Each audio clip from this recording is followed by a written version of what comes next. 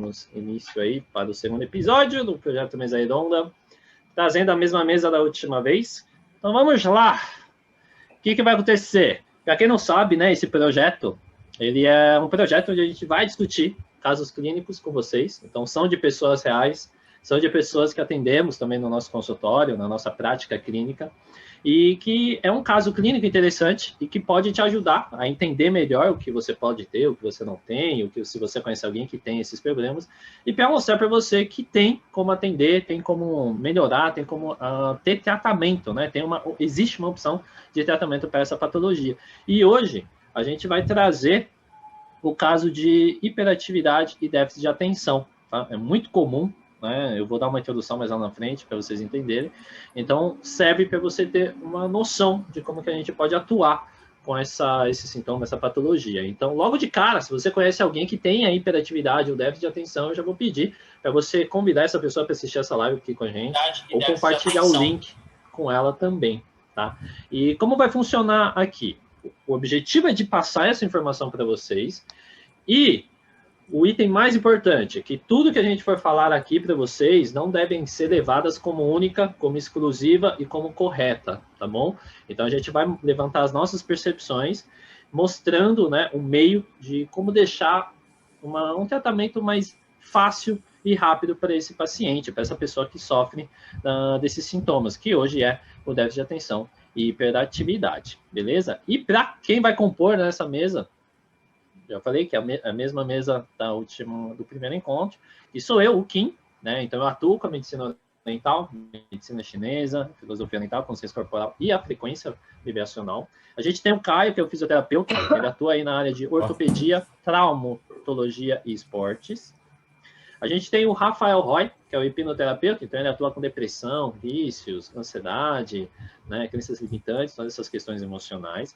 E temos a Sâmia, né, que é a nossa nutricionista, é a mulher da mesa aqui, que atua com uma abordagem na nutrição funcional e comportamental. Tá? Então a gente tem aí 4 profissionais, novamente, cada um com a sua visão específica para esse lado, né, que a gente vai conversar para tratamento. Beleza? E agora eu vou dar uma breve, rápida introdução, uma definição rápida, né, sobre o déficit de atenção e hiperatividade. Eu tirei esse trecho do site, tá, do site da Associação Brasileira de Déficit de Atenção, que é a ABDA, tá, então não sou eu que estou inventando esse dado, e sim o que está no site deles, tá, e que ele fala que o transtorno do déficit de atenção com hiperatividade é um transtorno neurobiológico, tá? Então, ele pode ter causas genéticas que podem aparecer na infância e que pode acompanhar o indivíduo por toda a sua vida, tá? E ela é caracterizada pelos sintomas de desatenção, então a pessoa ela fica desatenta, ela fica inquieta e ela tem impulsividade nos seus atos, tá? E pode ter vários nomes. Então, eu vou deixar aqui as siglas, que até eu dei uma bugada quando eu comecei a ler essas siglas. O que acontece? Você tem o transtorno de déficit de atenção com hiperatividade, que vira o TDAH. Você tem o DDA, que é distúrbio do déficit de atenção. Você tem o transtorno do déficit de atenção, que é o TDA, tá? Então, você tem, digamos que, 3 siglas aí, só que uma é junto com a hiperatividade e a outra é sem a hiperatividade, beleza? Mas, no geral, pelo site da associação, é meio que parecido os sintomas. Então, você só precisa avaliar certinho, que a gente vai conversar um pouquinho, né, hoje sobre a avaliação, beleza? E o que acontece? É um outro ponto importante. É muito comum isso acontecer em crianças, tá bom? Então, em crianças e adolescentes, ocorre, né, pelos dados da associação, acontece em 3 a 5% nas crianças. E pode ocorrer em diversas regiões do mundo, tá? Então, isso, pelas pesquisas que eles foram falados, não tem muito a ver com clima, não tem muito a ver com clima de ambiente e com a cultura da civilização, da nação dessa pessoa. Então, a criança ela pode nascer assim e a gente vai ter que saber o que está acontecendo com ela. E, geralmente, na criança, a gente vê, entende, né, se ela tem o TDA, se ela é uma criança mais aérea, né, aquela criança que fica meio viajante, sabe, quando está no mundo dela, né, então isso aí já é um ponto para a gente prestar atenção e avaliar para saber o que está acontecendo com ela, tá bom? E aí o site também, para encerrar, e a gente já iniciar, o site também ele nomina, né, ele dá as possíveis causas, tá? Que aí entra um pouco com a visão da medicina oriental, que depois eu vou abrir aqui na mesa com o pessoal, que ele fala, pode ser possíveis causas do déficit, o transtorno, né, de déficit de atenção, a hereditariedade, as substâncias ingeridas na gravidez, sofrimento fetal, exposição ao chumbo, e problemas familiares. Tá? Então, essas são as possíveis causas que o site da associação fala que pode ter como causa no déficit de atenção e a hiperatividade. E segundo os dados da OMS, os últimos dados, né, antes da pandemia, né, que foi atualizado, revela que atinge mais de 2 milhões de brasileiros, ou seja, é muita gente que tem hiperatividade e déficit de atenção. Então, é legal vocês assistirem aqui para terem uma visão mais integrativa do que pode estar acontecendo com esse paciente. E aí a gente vai, né, usar como referência uma pessoa que acho que teve, porque ele trabalhou com isso, que é o Michael Phelps, tá? Para quem não conhece o Michael Phelps, ele é um atleta de natação e ele só tem o recorde de medalhas de ouro obtidas em Jogos Olímpicos com 23 de ouro. Só isso que ele consegue. E no total de 28, tá? Então 23 de ouro e as outras 5 são prata ou bronze. O cara é um monstro. E dentro, né, da Olimpíada de Beijing 2008, na China, ele conseguiu 8 medalhas de ouro, né, 8 medalhas de ouro nas 8 provas que ele disputou, ou seja, 100% de aproveitamento. Ou seja, ele é um clássico, né, que a gente pode usar como exemplo, que ele tem o déficit de atenção e a hiperatividade, mas se for tratada do jeito certo, você pode ter né, conseguir focar bastante no que na função, né, no trabalho que ele possa ter, beleza? Então é só um dado que a gente vai passar. E agora a gente vai abrir para a discussão, né? Trazer a percepção de cada membro aqui da mesa. Boa noite a todos. Eu vou explicar a parte, assim, eu dei uma estudada, porque eu não tenho nenhum paciente que tem, né, esse déficit de atenção, até onde eu sei. Eu não costumo atender muita criança, é mais adolescente. Mas assim, eu vi umas coisas bem interessantes. Então, foi a primeira vez sobre o Phelps, né? Para não falar nenhuma vez. Então, eu até anotei aqui que ele iniciou a natação por causa da hiperatividade, que foi uma indicação da irmã dele, né? E ele chegou depois, assim, nesse meio tempo, a ter alguns distúrbios de questão de depressão, de tentativa de suicídio, mas aí já é outro ponto. O ponto principal eu vou falar de duas coisas. Primeiro, aquela história de, nossa, mas o Phelps comia uma pizza por dia. Eu lembro que nessa época foi muito discutido, né, entre as minhas colegas de faculdade, porque não tinha como. E aí eu fui procurar, porque eu lembrava só que tinha a história da pizza, mas eu não lembrava exatamente como é que era. Aí eu achei, tem lá, que em 2008, ele tinha uma média de 12 mil calorias ingestas por dia. E assim, 12 mil é muita quantidade. Eu lembro que na época a gente discutiu muito sobre isso, porque, nossa, 12 mil, como é que ele consegue comer tudo isso? Aí eu fui ver. Só de líquidos para hipercalórico, ele tomava 3 vezes no dia de 1.000. Então só ele já matava 3 mil calorias. Mas assim, o treino dele era muito intenso, né? Então isso faz todo sentido, mas não o tipo de alimentação que ele tinha. Não é porque ele comia 12 mil e ele precisava de 12 mil e aquelas 12 mil estavam bem distribuídas. Atualmente, ele está aposentado, né? E ele está com 3.500. Então, assim, de 12 mil foi para 3.500, sendo que o que ele está consumindo agora não se compara com o que ele consumia antes. E eu achei isso bem interessante. Assim, ele mudou drasticamente o tipo de alimentação. Agora tem integrais, agora não tem pizza todo dia. Ele come umas coisas assim para o sério, enfim. Mas aí, o que eu encontrei, né? Essa questão que você tinha falado, dessa história da gestação, isso faz todo sentido, porque tudo depende na gestação e quando a gente é criança, da exposição que a gente sofre. Então, tem estudo que mostra essa questão o contato que a criança teve e que a gestante teve com alguns tipos de agressores externos que a gente chama. Então, por exemplo, o agrotóxico, ele tem tudo a ver, né, a ligação dele com o TDAH, principalmente, e com que aí é entre os dois, né? A gente abrange os dois por causa da sigla. E as exposições que a gente tem, e eu não sei se todo mundo conhece, mas eu vou explicar assim rapidinho cada uma delas. A gente tem os fitalatos. Os fitalatos, eu pego muito no pé dos meus pacientes por causa disso, porque parece bobagem, mas aquele famoso plástico da marmitinha que as pessoas levam para trabalhar, isso é muito complicado, porque é tóxico, né? Então, assim, a exposição desses fitalatos, a poluição do ar, que a criança, principalmente, né, acaba passando, a questão do cobre, que você tinha falado agora há pouco, também tem a ver com essa questão tanto de QI quanto de distúrbio de atenção, né? Então, o médico pega os dois. E o bisfenol, que é o que também tem nos plásticos. Então, assim, parece bobagem, mas a exposição disso ao longo tempo, né, por bastante tempo, é o que pode acabar gerando. Aí a gente entra na história de será que é genético ou será que foram os fatores externos que às vezes tinha lá um fator genético e isso foi só aumentando essa história e piorou, né? Então, assim, essas bobagens, né, são exposições que a gente sofre ao longo do tempo que mexe com a parte neurológica. Isso é muito sério.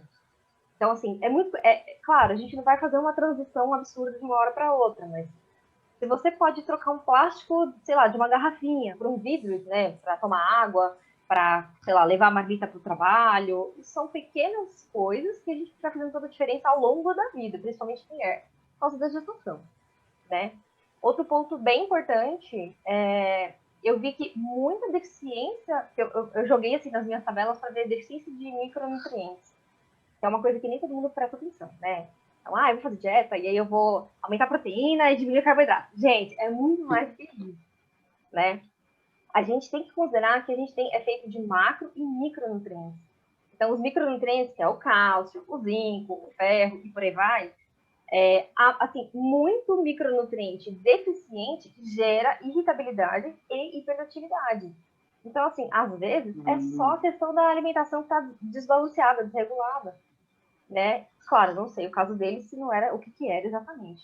Mas isso faz toda a diferença. Às vezes a gente tem picos de hiperatividade e é só deficiência nutricional, né? Então, eu sou obrigada a puxar a sardinha do meu lado mesmo. E aí tem também essa questão que existe suplementação para as duas coisas, né? Tanto para essa parte do déficit de atenção, quanto da hiperatividade. Né? Uma das coisas que eu encontrei aqui nas minhas anotações é a suplementação de taurina com magnésio. E já pega um com o outro, a gente junto na quantidade ideal para cada pessoa, a gente já consegue bater os dois, porque a taurina, ela é depressora do sistema nervoso central.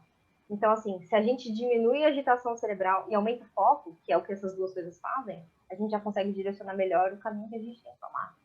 Né? Então, assim, só para dar uma geral, assim, para vocês entenderem, a alimentação, sim, tem tudo a ver, né, nesse caso, porque não só a alimentação, mas todos os fatores que entram em contato com o alimento. Isso eu acho que é bem relevante, tem que ser bem levado em consideração. Gostei. Foi uma aula para mim agora. Boa. Para todos nós. Beleza. Então, vamos dizer assim, os pacientes, a maioria dos pacientes que eu atendo, né, que possa falar que tem esse déficit de atenção, que tem uma hiperatividade, são mais crianças. Poucos adultos, né, muito mais criança. Então, às vezes, a criança tá no meio do exercício, do nada ela levanta, dá uma pirueta, dá um pulo, sabe, do nada. Então, é meio que difícil a gente conter um pouco isso, né? Então, a gente tem que buscar estratégias para que a criança, principalmente, né, a criança, se concentre. Então, mais atividades lúdicas, por exemplo, ela faz o exercício, acaba executando o que você quer, ativando, por exemplo, a musculatura, fortalecendo o músculo, alongando o músculo, mobilizando a articulação que você queira, mas com uma atividade lúdica. Então, jogando uma bola, brincando, fazendo uma competição, fala, ó, você conseguir fazer isso, você ganha um prêmio, eu te dou um doce. Então, você tem que buscar um pouco das estratégias para que a pessoa se concentre no exercício, né? Isso de uma maneira, vamos dizer assim, entre aspas, chula que eu estou dizendo, né? Mas vamos falar um pouco de uma maneira mais fisiológica, de uma maneira mais assim, didática, né? O que a gente usa? quando a gente fala em atividade muscular, em exercício, nós precisamos ativar vários sentidos do nosso corpo, né? Então, quais são os sentidos? A audição, a visão, o tato, né? A parte cognitiva, tem também a parte do sistema vestibular, do equilíbrio, a visão. Então, vamos supor assim, a pessoa está fazendo um adulto, tá? Um adolescente que tem um déficit de atenção, você fala para ele fazer um agachamento, e durante o exercício você vê que o cara está totalmente disperso. Ele está totalmente disperso, fazendo um agachamento tudo torto, tipo, o cara está, sei lá, com a cabeça na prova que ele vai ter amanhã, e ele veio se tratar, mas o cara não está conseguindo se concentrar.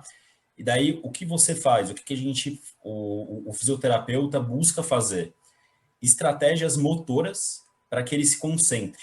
Então, como?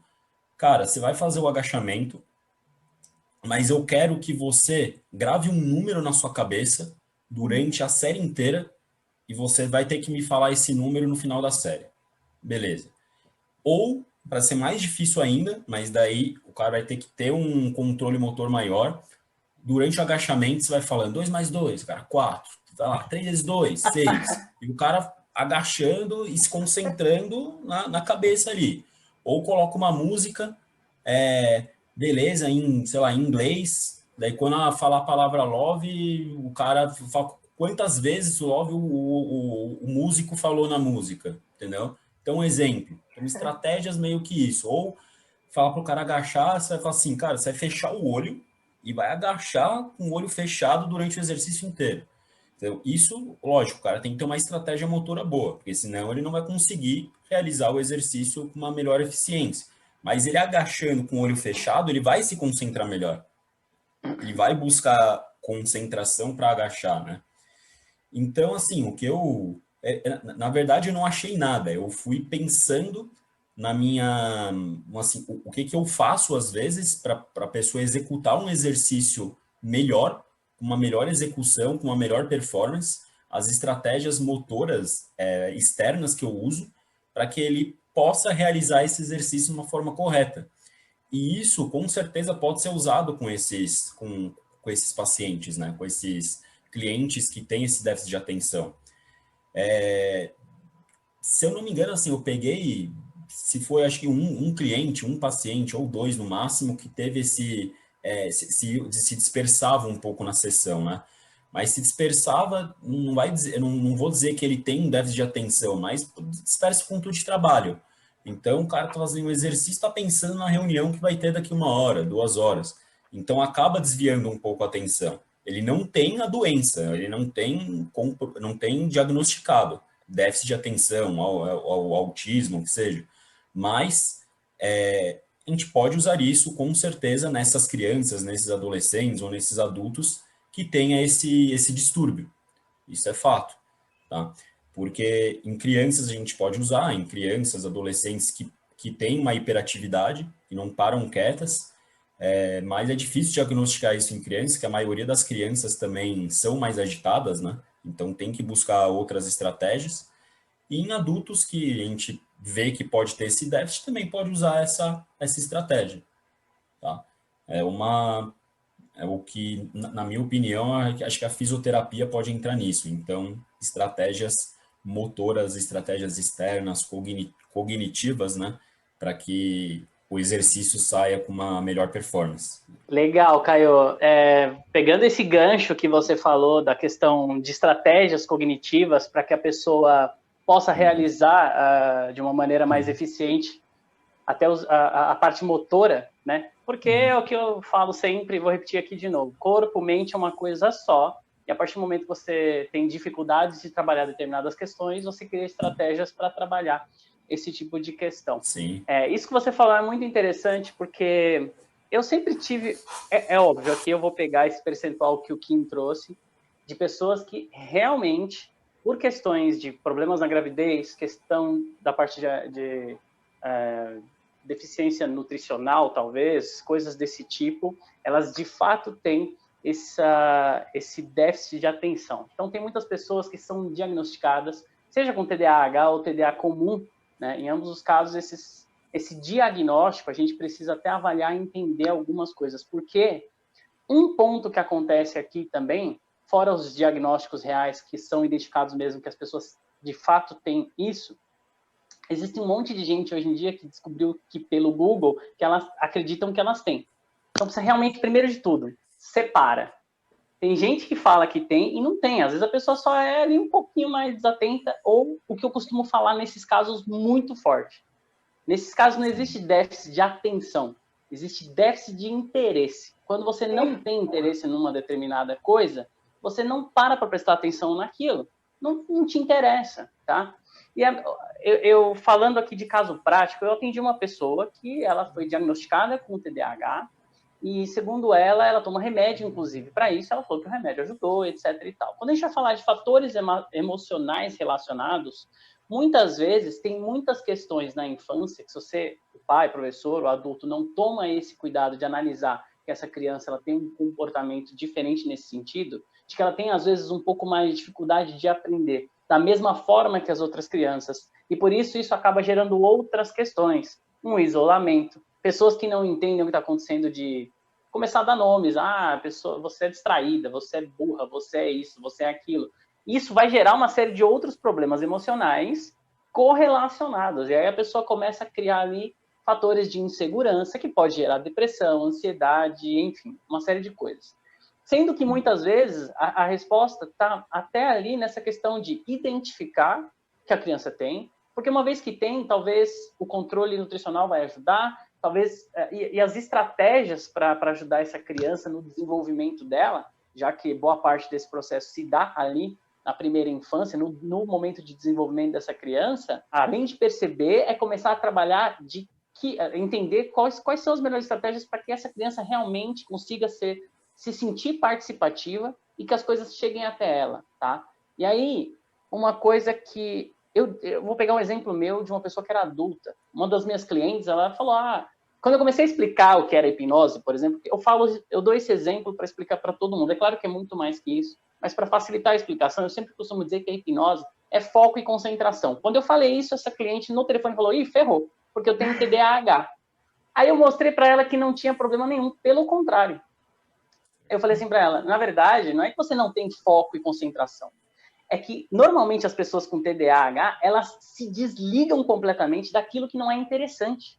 Aí entra naquilo que eu falei do déficit de interesse, tá? A partir do momento que você está num processo ou aquilo é trazido para você de uma maneira que seja extremamente interessante, que prenda a sua atenção, você não vai apagar isso. O outro exemplo que eu costumo dar para isso ficar bem claro é o seguinte: nós, alunos comuns que não somos diagnosticados com esse déficit de atenção, quando a gente está assistindo uma aula lá que é muito chata, o que acontece? Você se força a prestar atenção naquela aula. O professor é chato pra caramba, dá um sono, mas você tá ali, putz, mas eu preciso ver isso aqui, porque depois eu vou me ferrar lá nessa prova, que essa prova vai ser difícil. Então você faz um esforço mental para poder, de alguma maneira, prestar atenção em alguma coisa. A criança com déficit de atenção, o que ela faz? Ela apaga isso da mente. Tá chata, ela não quer saber. Apareceu uma borboleta voando na frente dela, ela já focou na borboleta, que é mais interessante. Então, você criar essas estratégias para trazer ali pro interesse da pessoa, pro foco dela, de uma maneira que prenda a atenção dela, pode auxiliar. Para essa minha cliente, por exemplo, o que eu falei para ela? Eu falei assim, então, na verdade, o que acontece? As pessoas com TDAH, elas têm, na verdade, um foco muito melhor que a maioria, só que naquilo que interessa para elas. Então, quando eu mudei essa perspectiva dela, que ela viu, ela falou assim, nossa, eu não tinha parado para pensar nisso. Eu falei, pensa agora numa atividade que você ama fazer, e quando você está fazendo essa atividade, você esquece do mundo. Ela parou para pensar e falou, nossa, é verdade. Eu gosto de fazer tal coisa, não me lembro agora, mas quando eu estou fazendo isso, meu Deus, parece que eu não vejo a hora passar, o mundo acaba e eu faço aquilo com uma empolgação. Eu falei, então, aonde você está desconcentrada, ou desfocada, ou sem atenção? Não, você está tão concentrada naquilo que o resto some para você.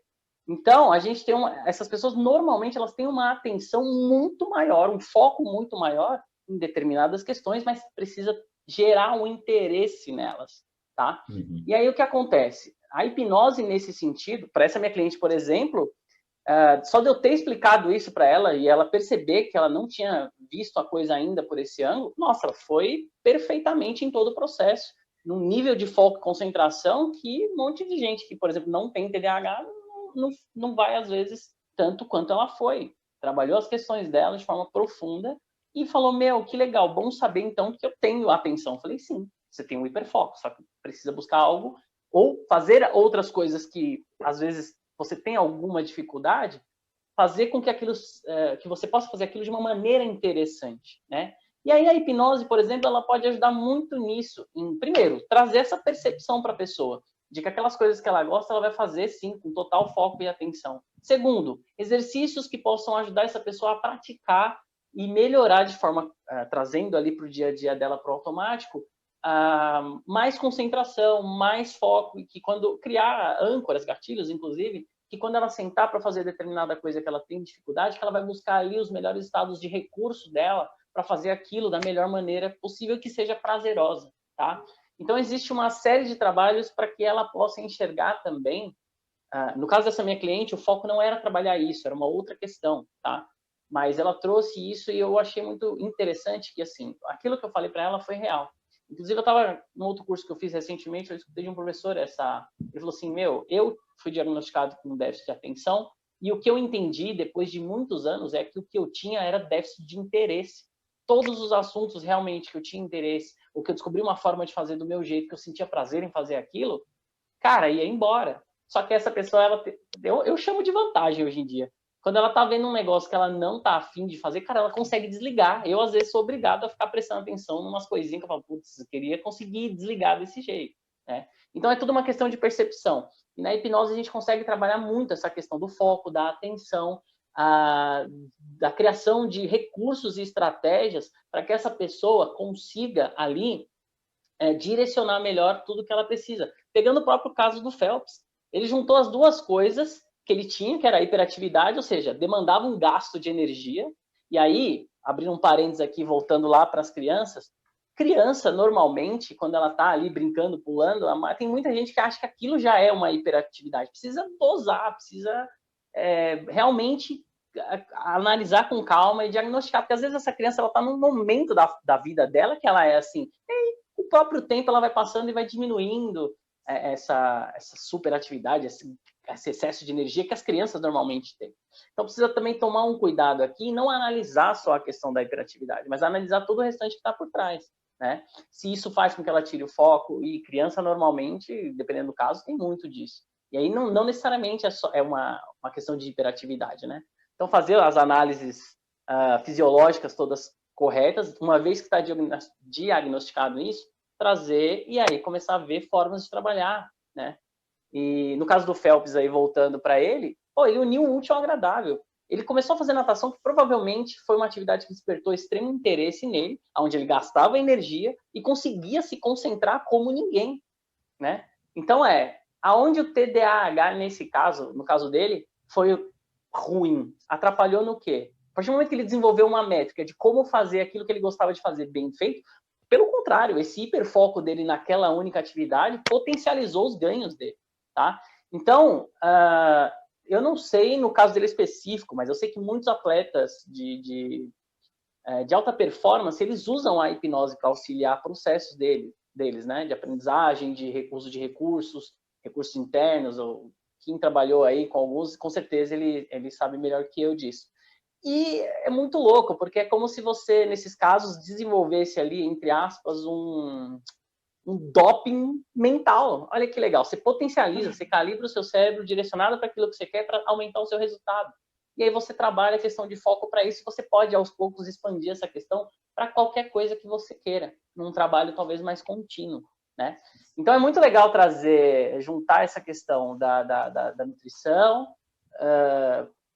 das estratégias para que você consiga trabalhar até isso de forma motora, porque a coordenação motora é um dos fatores também que amarra as nossas, vamos dizer assim, cognições, que reforçam conexões neurais, tá? Sim. Tanto que, por exemplo, quando a gente está escrevendo alguma coisa manualmente, essa operação motora ajuda a gente a reforçar aquilo que a gente está lendo, repetindo internamente e falando.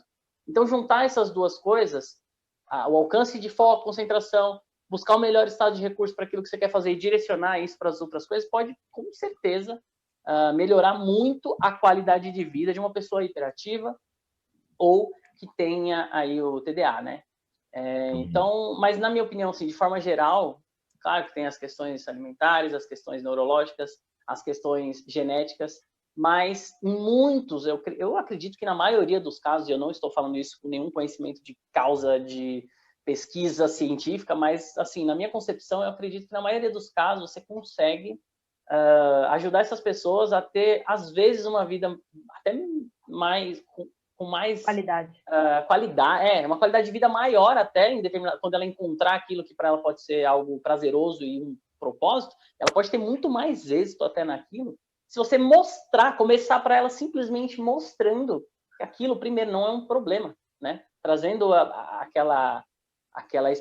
não é especialidade, mas assim, aquela questão que ela tem, usar isso de uma maneira que se torne uma ferramenta incrível na mão dela, né? E às vezes a simples forma de como você fala isso para a pessoa já faz ela ter uma mudança de crença, de ver que ela tem uma ferramenta na mão que não é todo mundo que tem, né? Então, acho que nesse sentido, a hipnose, a parte psicológica, a parte de terapia pode auxiliar muito essa pessoa a ter uma qualidade de vida, acho que além de boa, assim, sabe? Além da normal, vamos dizer assim.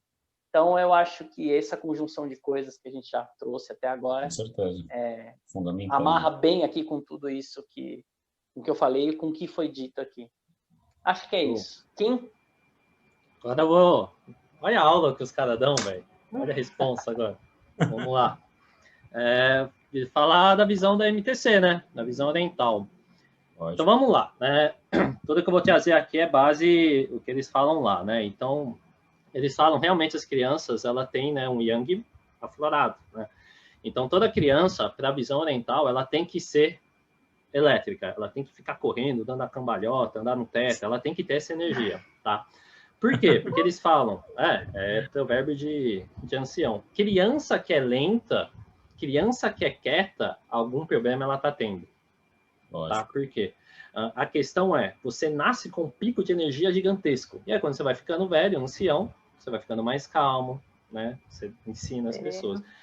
Então, a visão oriental é muito isso. Então, crianças têm que ter isso. Só que, quando isso é agressivo para a saúde dessa criança, a partir do momento que ela fica doente, tá? Então, ela não consegue dormir, ou ela tem um descanso, né, inadequado, ou ela não consegue comer direito, ela não come, né? Ou ela só quer brincar e não come. Então, isso já é patológico na visão da medicina oriental. E aí, o que eles fazem, né? O que a gente faz na terapia oriental, que é para acalmar essa criança, que é muito comum, não sei se alguém aqui que está assistindo a gente, ou até quem está na mesa, vai para o Oriente, vai ver crianças de 3 anos fazendo tai chi, kung fu, natação, né? Atividade física. Mano, mas são umas criancinhas, uns pitocos, assim.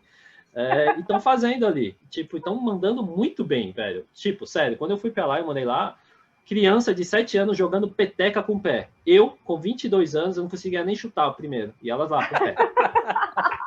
Mas faz, não dá. Tipo, só para ver o nível que eles ficam focados, né? Que aí o que coloca o que o Caio e o que o Roy falaram. Tipo, eles, desliga. Foca só naquilo. Então, a visão da medicina oriental é muito isso. Então, ela faz o foco ficar em uma parada só. Só que lá, além, né, dessa questão de atividade física, atividade disso, eles focam muito em música. Em tocar música, em tocar instrumento musical. Então, você vai ter a harpa chinesa, que é, puta, eu não sei se vocês já viram, é aquela de mesa. Cara, é treta. É tipo tocar, qual que é o nome do instrumento aqui? Eu vou lembrar o nome, mas, cara, quem toca aquilo é em orquestra, só toca em orquestra aqui, isso aí. É muito treta, é pior que piano, porque piano você tem que botar o pé no pedal e ficar tocando lá, sax, não. Cara, é um instrumento, eu não vou lembrar o nome, quem estiver assistindo aí, me levanta aí, mas é um instrumento muito treta, você tem que usar o pé, as duas mãos juntas, tipo, o cara tem que estar tocando os 2 pontos. Eu vou lembrar o nome. Então, a visão oriental, ela usa muito também essa questão de música. Tem contato com música, tem essa sintonia com a música. E aí, as crianças que são mais, digamos que, das crianças normais, que sou eu, que sou um lixo perto dessas crianças orientais, aí elas têm a visão de concentração, tem a visão de música, aí tem outras crianças que é de escrita. Aí essas crianças, elas escrevem. Cara, e a escrita oriental é muito difícil. Vocês não dá, não tem noção. tipo, cada pincelada, né, que eles... A ideia é o quê? Quando você faz essa escrita, o pincel não saia do papel. Então, aquelas letras, né, que se chamam de ideograma, Kanji. os kanji, né, em japonês, quando a pessoa faz o desenho, ela não pode tirar o pincel do papel. É direto. Então, olha a coordenação que elas têm que focar ali. É desde criança, desde os 3, 4 aninhos. É bem escravo mesmo, né? Os caras começam a fazer tudo de novo.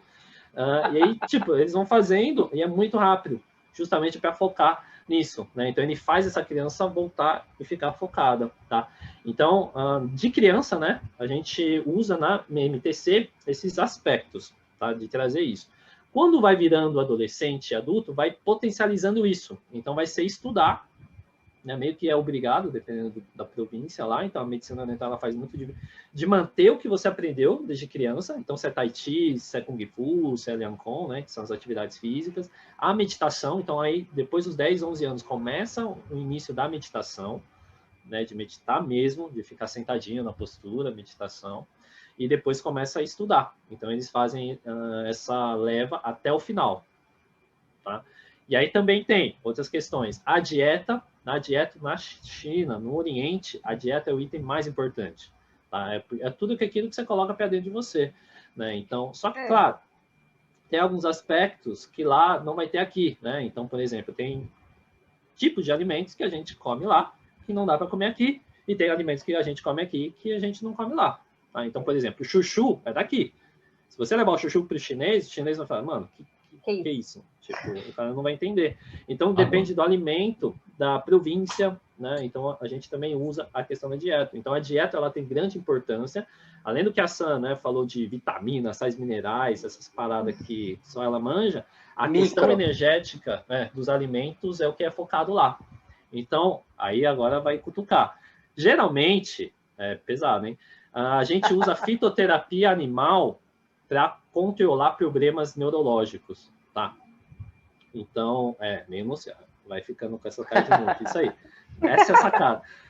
Geralmente, o oriental fala que se alimentar do cérebro de animais facilita no processo para a pessoa. Então, uma criança, não que seja só para o déficit de atenção, ou só para hiperatividade, mas problema neurológico em geral, né, falta de memória, essas coisas, a medicina oriental, ela pede, né, ela prescreve comer alimentos do reino animal. Então, é cérebro de animais mesmo. Então, cérebro de macaco, cérebro de búfalo, boi, né? Então, tem isso.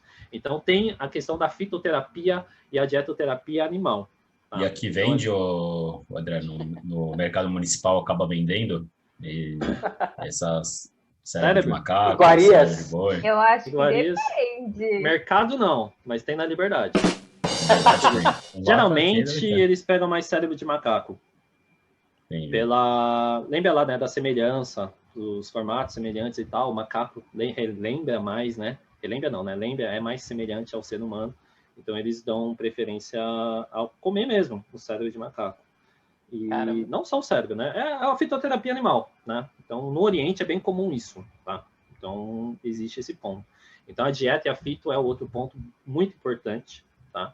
E aí, quando eu busquei aqui, que o site também, né, a associação, ela fala sobre a hereditariedade, a questão de substâncias na gravidez, tudo isso, na visão oriental, está ligado ao Jing, tá? O Jing é a essência, tá? Então, vamos tentar explicar de uma forma simples, né? As 5 substâncias fundamentais de todo mundo que tem, o Jing é uma dessas 5, pelo menos no meu método de estudo. E esse Jing é a essência, então é tudo aquilo que você adquire do seu pai e da sua mãe. Então, tudo que eles fazem antes de conceber não, antes de gerar a pessoa, vai para a criança, tá? Então, dependendo da dieta que a mãe faz, se ela fuma, se ela usa drogas, se ela bebe, ao ambiente que ela tá, né? Se todo mundo queria ter essa bebê.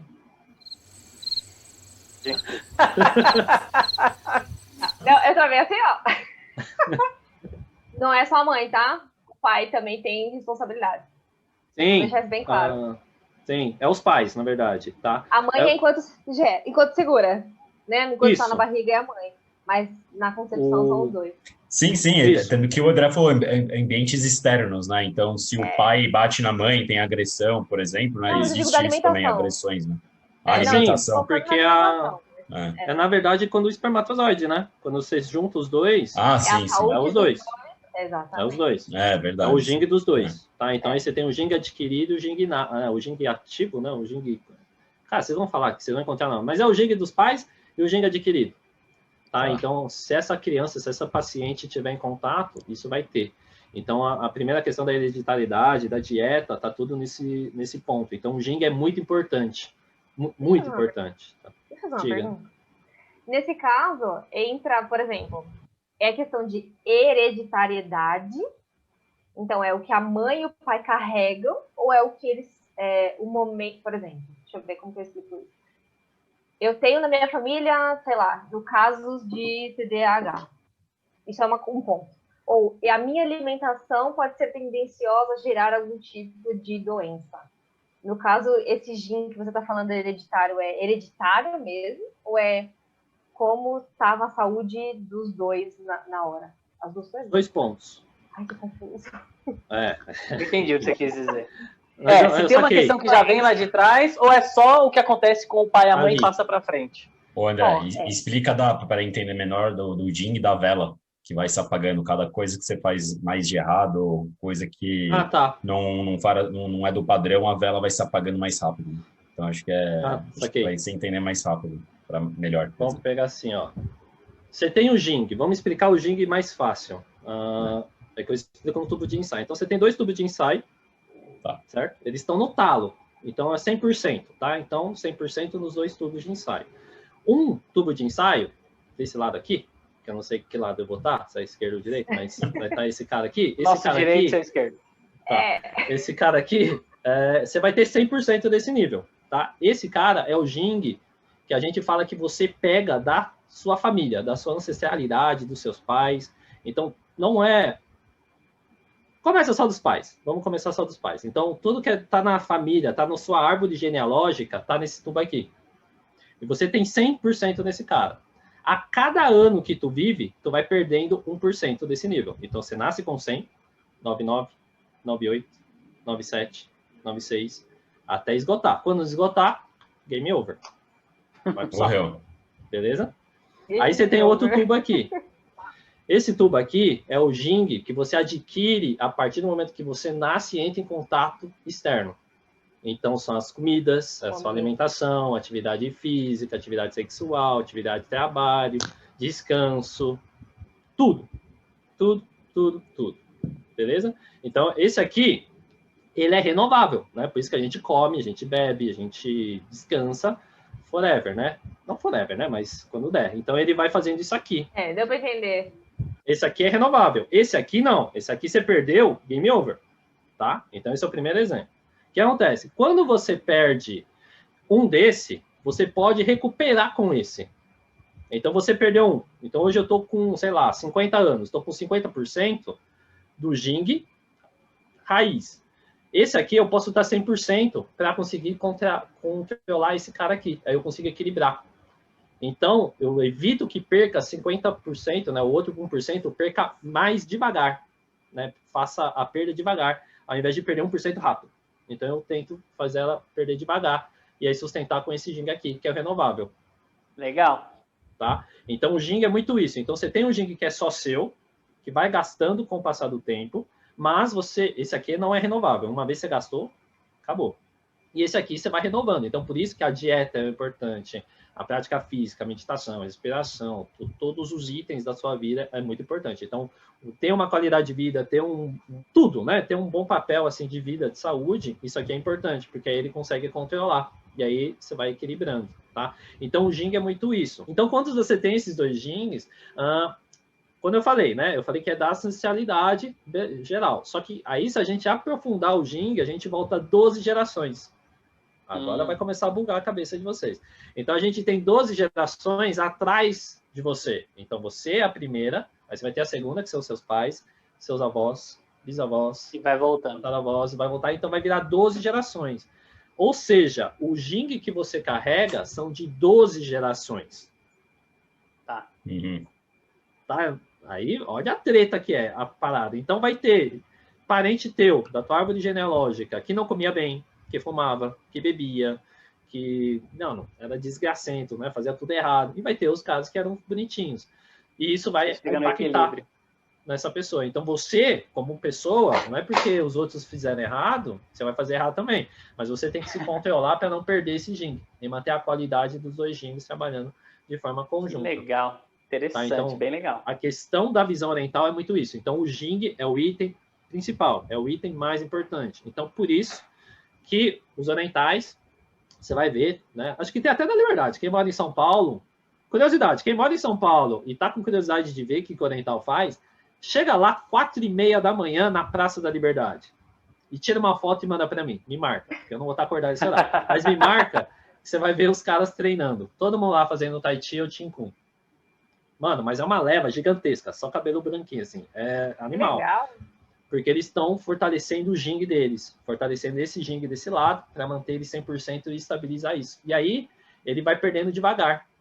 Então, você vai perder 1% normal, só que perde devagarzinho. Em vez de perder rápido, você vai perdendo devagar, porque esse cara aqui muito legal esse conceito. Vai compensando.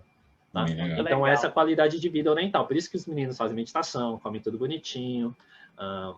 Entre aspas, né? Aí eu vou te falar, vou dar uma crítica também. Porque o oriental, ele é muito assim. Tem oriental de montanha que eles fumam, viu? E fuma mesmo. Fumam muito, tipo, mas não é. Mas é planta, fuma planta. É, fuma as plantas de lá. E aí tem uma droga que só tem na Ásia, que é chamada ópio. Só que ópio dá alucinação, ópio é uma desgraça. Você fica alucinadão, você vê as coisas e tal. E um exemplo vivo do ópio é que o mestre do Bruce Lee era viciado em ópio. Então, só para vocês terem. Por quê? Porque o ópio, ele dá tanta alucinação, ele deixa você out, e o mestre do Bruce Lee, ele treinava, e ele lutava. E para diminuir a dor, ele usava o ópio. Tá? Então, o ópio, ele tem essa... Como é natural, então ele relaxa a pessoa. Então, ele não sentia e ficou viciado. É que nem a morfina e o caso, acho que, do Michael Jackson. A gente tem esse relato, não sabemos se é verdade ou não. Né? É então, o Whip Man, né? Isso, é o Whip Man. E a gente tem o uso dessa questão também. Então, não é porque o oriental usa e faz e fala que é perfeito, porque alguns ainda, né, dão uma titubeada, mas a ideia e o conceito é esse. Então, é sempre para buscar o equilíbrio do Jing. Tá? Então, a questão do Jing, a questão de fazer as crianças terem foco, né, fazerem o que elas gostam de fazer, com foco, determinação e concentração, e juntar tudo isso com a dietoterapia. Dando adendo, o que você falou das crianças, Tina, que elas fazem assim, várias atividades, né? Faz a dieta, já faz a parte da meditação, da peteca lá que você falou. Eu tô atendendo uma criança, ela joga tênis 7 vezes na semana, a criança. 7 vezes na semana, ela só pratica tênis, tá? Ela fazia a parte física também, com o personal, fazia também, não comigo, né? Ela fazia com outro fisioterapeuta, a parte fisioterapêutica, então de liberação muscular, a parte mais de recover, né? De recuperação. Daí deu a parte da pandemia, acabou a parte física da criança, porque não tinha como, né? Fazia tudo em grupo, a parte física, ela não fazia sozinha. Então, deu a pandemia, teve que parar de fazer a parte física e ela só ficou jogando tênis, né? Jogando tênis, beleza. Daí veio comigo para a fisioterapia também, para fazer uma avaliação, porque está começando a ter dor e beleza. Então, avaliei a criança, joga tênis 7 vezes na semana. Ela tem, se eu não me engano, 10 anos de idade. Na Federação Paulista, ela é a primeira da Federação Paulista, no ranking, né, Federação Paulista. Ela vai entrar ainda na Federação Brasileira, ainda não está entrando, mas não tem coordenação motora nenhuma. O porquê que não tem coordenação? Você fala para fazer alguma coisa que é diferente do tênis, não consegue fazer, não tem coordenação, entendeu? Então, é o que você falou. Na criança, em todas as crianças. Tá? Se a criança quer fazer 5 esportes, eu quero jogar futebol, basquete, tênis, natação, deixa. Porque a criança, depois que ela vai se encontrar no esporte dela, né? Então, tem que desenvolver essas habilidades motoras. O cérebro tem que desenvolver, entendeu? O bebê, ele não tem a fase dele de, por exemplo, engatinhar, Daí fica ajoelhado, depois de ajoelhado ele vai apoiar na estante para levantar.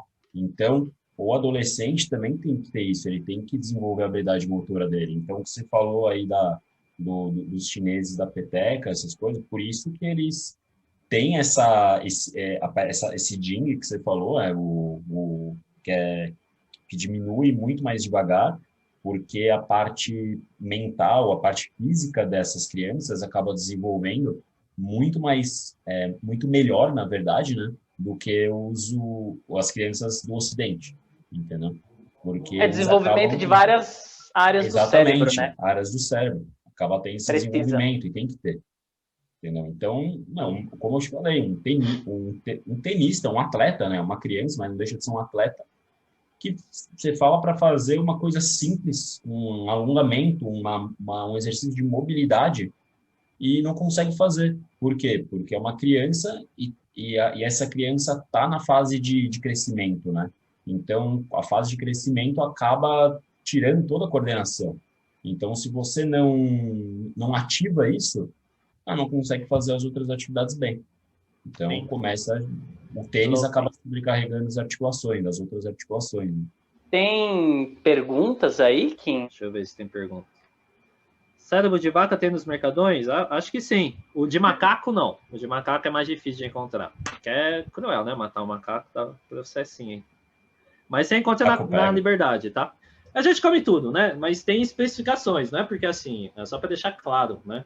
Não é porque tem um órgão ali que a gente vai comer, não. Ele tem uma explicação energética e funcional, tá? Então não é porque eu estou com vontade hoje de comer um cérebro. Não é isso. Você tem que ter alguma disfunção para comer, tá? Porque é reino animal, né? Então faz sentido, não é uma parada. O que é a cultura. É a cultura. Também. Assim, não necessariamente existem outras opções e é cultural. Então, assim, não é nossa cultura fazer isso. A gente tem outras estratégias. Então, eu acho que tudo depende. Tudo tem que ser avaliado. Não saiam comprando carne de sei lá o quê para fazer uma besteira. Não. Pesquisem antes. Tem que estudar, né? Vamos avaliar. Tem que avaliar. Tem que avaliar e entender. Bom, não tem mais pergunta aí? Acho que não, né? Acho que não. Hoje foi mais tranquilo. Então, vamos encerrar aí. Então, agradecer a presença de todos. Obrigado. A presença de todo mundo. E nos vemos em janeiro. Não temos o tema ainda, mas quem tiver sugestões, manda aí no chat pra gente. Quem tiver caso clínico e quer que a gente converse, analise também, se quiser participar com a gente, manda para o meu e-mail que eu vou deixar logo abaixo na descrição. E se gostaram, deixa um curtir aí, manda para a galera que vocês conhecem que tem hiperatividade, TDAH, pega o outro vídeo da fibromialgia, manda para o pessoal também, que tem uns amigos meus que não assistiram ao vivo e perguntaram. Da minha parte, eu quero dizer que muito obrigado. Qualquer dúvida que vocês tiverem aí, quiserem saber da parte de hipnose, sobre hiperatividade, TDAH, manda uma mensagem para mim no Insta, no direct. E o que eu puder ajudar vocês, contem comigo e até janeiro. Valeu. Próximo. Valeu, pessoal. Até mais. Se quiser perguntar também algo a respeito aí da minha área, pode também mandar uma mensagem que estou disposto aí para responder aí qualquer pergunta. Valeu, viu? Até mais, até janeiro aí. O meu recado é não comam cérebro.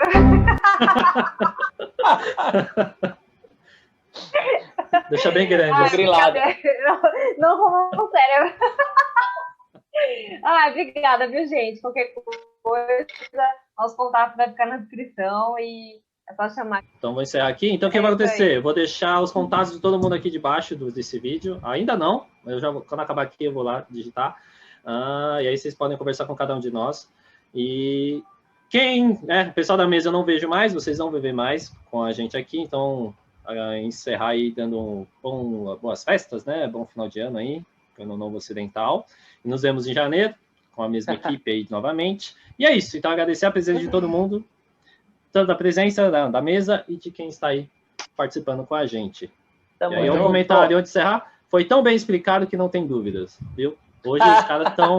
muito bom! Nadão. E é isso. Gente, vocês são foda. Valeu.